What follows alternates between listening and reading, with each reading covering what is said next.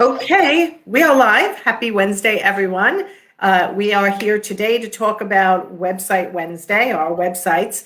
And I like this topic because I think we really do get caught up, me included, in all these other peripheral things. So today, Teresa, my web designer, and she could be yours too, is we're going to talk about Pinterest is not your website. So get us started, Teresa. Okay, and I want to say too, I'm not just picking on Pinterest, but any of these external sites. So we have Pinterest, we have Instagram, Facebook, Linktree, Canva. LinkedIn.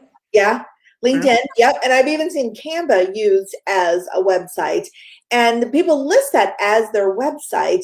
And while they all have a huge benefit to business, like I use almost all of them myself, but in benefit that they have is to drive traffic to your website, not to represent you as your website. And I actually have 3 really good reasons why you don't want to use them as your website. And the first one is that all of those companies, Pinterest, Facebook, LinkedIn, all of them, they're promoting themselves. They have no concern in promoting you. They're providing you with a platform. And if promoting you fits within their parameters, then great. If not, they don't really care because their business is themselves.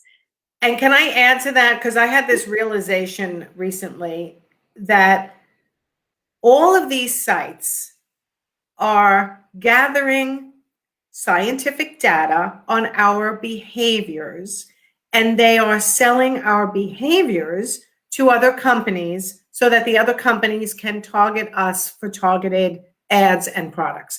And if you look at excuse me, Pinterest, Facebook, LinkedIn, all of them, they are really tracking our behaviors, selling our behaviors to other companies for money. And then, of course, they're hoping that we advertise and they get money from us that way as well.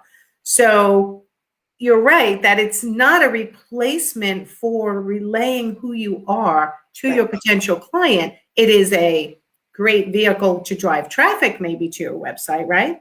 Yep, to reach new audiences, to get attention of the people who are looking for you. I mean, it's a great way to get out there. It's the networking of the 21st century, and you can reach people anywhere in the world, but it's not going to be a website because they don't care how their changes are going to affect you. And that's the next reason, is that they can make changes whenever they want without consulting you. How many times have we woken up and seen Facebook has a whole new facelift and we weren't aware that it was giving us a new facelift? I mean, they usually will invite you in to do a beta test where you can adopt early, but a lot of people ignore those notices. And now they have a whole new Facebook and they don't know how to use it, where to find things. And it's frustrating when you're relying on that Facebook or Pinterest or whatever else, when you're relying on it to really promote you and now you don't understand it and it's changed overnight. It just adds stress that's not necessary. Right. So, I mean, basically what we're saying here is have a website, use all these things like Pinterest and the other peripheral social media or search engines, or like you said, Linktree. I can't believe some people are using just Pinterest or Linktree as their website. Although I have heard of people going, well, no, I just send people to my LinkedIn. I'm like, really? Your LinkedIn really has the ability to relay the way a website would? Like, I don't think so. Yeah, exactly. And like I said, I even came across somebody who was using Canva as a website, and it looked like a website and it was very pretty. Canva's great for making things look pretty, but the domain was Canva. The domain had nothing to do with their business, nothing to do with them. And they, again, you don't really own that. So it's a downside. And then the other side too is that with these companies, they can kick you out and delete you without notice. Yeah. They need to do that. And I mean, I've been put in Facebook jail a couple of times in the past, and it's frustrating, right? It's like, oh my God, am I ever going to get out of Facebook jail? So yeah, it's your website you own. Your website, you can modify how you would like to modify it along with a web designer if you have one. But these other platforms are really dictating the format for you. Right. So you have a lot less visibility. Right. Right. And the thing of it is that the argument I always hear is, well, it's so much easier just to create an Instagram. It's so much easier just to create a Facebook. And yes, that is true. But honestly, you don't have to create a complicated website. You can have a one-page website that says, here's what I do. Here's how you can contact me. And that would still be better because you own it. And as your message grows, your website can grow as well.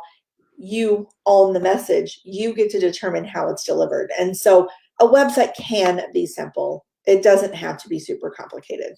Yeah, and I think it grows over time, right? I started out with a simple website, and then as I had more and I defined my brand further, and then every time I redefine my brand, which other people do as well, it's like you have to look at your lifeline as a business owner, almost like the lifeline of an artist, right? It changes and morphs over time. As you learn more, as you discover more about yourself, as you discover who you really like to work with, it is not, just a definitive stop. Like we redo my website every 2 or 3 years, which is a lot for most people, but I've had to do that because I've redefined myself. So for those of you who are listening, who are redefining your service models and yourself, you definitely want to think about keeping your website up to date every couple of years and only using these Pinterest and Facebook and LinkedIn and Canva and Linktree as feeding into your website. But that's where you really want people to go. Right. Right? Because that's the most personal platform that you have, really, that you can just dictate what you want it to show. Yes. Right? Absolutely. Okay. All right, so there is a blog that Teresa wrote along with this. I put it in the description. You may just want to go check Teresa at the end and make sure that it came up right, because I didn't get to check yet. And if it didn't, put it in the comments. I will. So I just deleted somebody from the group too. I just want to say to everyone in the group, while I have people who watch this, is follow the rules of the group as well, right? Because this group is 7,200 people now, at least the Interior Design Business Forum. I have my other group, the Coaching Hotspot for coaches and consultants, and that's still manageable because it's small. But as this group is growing, make sure you follow the rules, because we are booting people out every day, deleting posts, right? There is no self-promotion unless somebody has asked something that you are the expert and they've asked for an expert. Then you can make a comment that says you can help them. Other than that, don't just post on the wall about your business with a link. Otherwise, if you're not one of my admins, we will delete it. So just figure I got to get that in, Teresa, rather than doing another separate live, although I may have to. I think it's a good one. Yeah. Okay, good. All right, everyone. If you need a web designer, please reach out to Teresa, or you just need some coaching on what your website should be for you. Teresa does that as well. And if you are looking to grow your business to the next level with your pricing, your confidence, your sales and marketing, that's where I come in. So, and you guys know where to find me. Just tag me or send me a message. Thanks, Teresa. Oh, thank you. I'll talk to you soon. Bye, everyone. Go have a great Wednesday. Bye.